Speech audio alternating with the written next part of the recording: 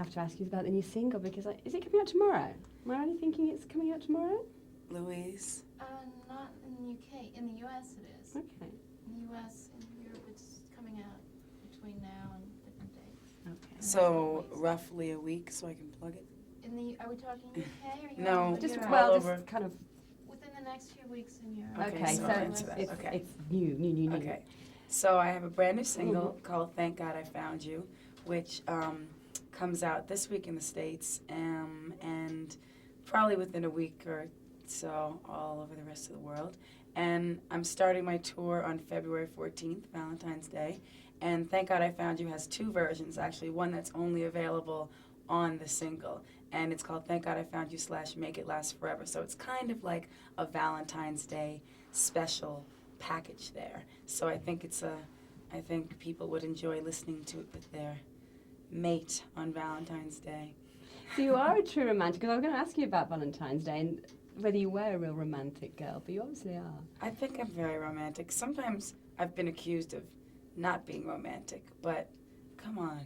I write these love songs and all that. I mean, give me a little credit. I'm a romantic. So where did this song come from? What was the impetus behind Thank God I Found You? Well, Thank God I Found You was inspired by a very special person, and that's why I think it's a great sort of, it ends my album. It's the last song on my album, Rainbow. And this is the first album I've ever made that has a happy ending. Every other album ends in complete and total misery. For some reason, I don't know, I didn't consciously do it, but I always had a sad song at the end of the album. And at the end of this album, Rainbow, there's a happy ending, and it's Thank God I Found You, which is the new single. And I think that definitely starting the tour on Valentine's Day is kind of symbolic of that whole thing and the whole hopefulness and happiness of the song in terms of love and gratitude and all that sort of thing. All that mushy stuff. And it's a very direct message. I mean, thank God I found you. I mean, there's no... Right. Yeah, it's pretty basic. So this happiness vibe, this is you now. Are you kind of feeling very at one, together? Well, actually last night I was completely miserable for half the night. And then the rest of the morning I woke up and I had a positive vibe and outlook. And it's like, nothing is perfect. Every day is its own thing.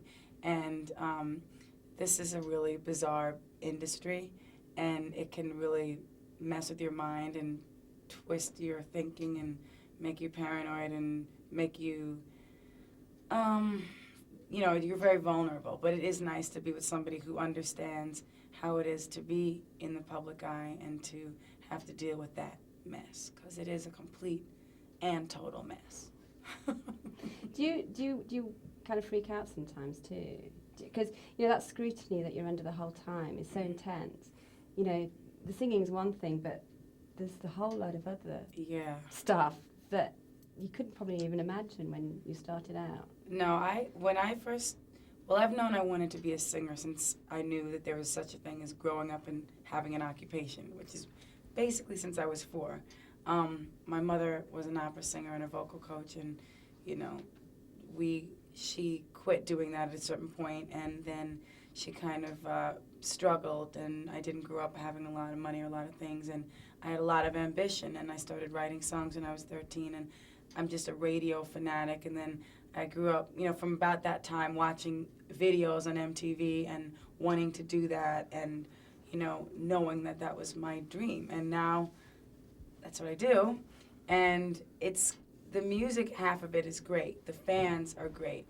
That feeling of acceptance that you get on stage, and the warm feeling you get when you meet your fans who are really and truly people who admire your work is something that's hard to even explain. It's such a high. But, dealing with the other aspects of the whole celebrity thing is very bizarre. And it's also kind of new for me because I was really sheltered from it in the beginning, because I did start out so young and I was surrounded by very powerful people, and they kept a lot of things from me, and maybe some of that was good, but some of it was bad because it didn't really prepare me for how intense it is to be in the public eye like this. But you know what? At the end of the day, every day is its own